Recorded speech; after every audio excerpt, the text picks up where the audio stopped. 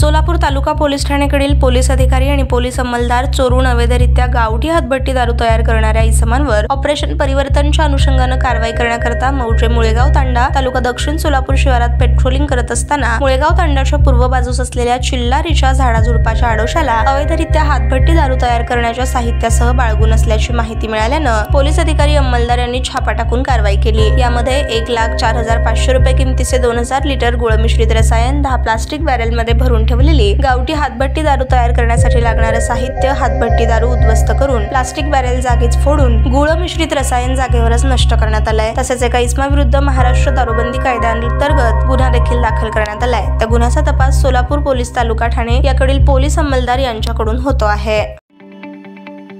ताज्या बातम्या पाहण्यासाठी प्राईम महाराष्ट्र न्यूज चॅनलला सबस्क्राइब करा।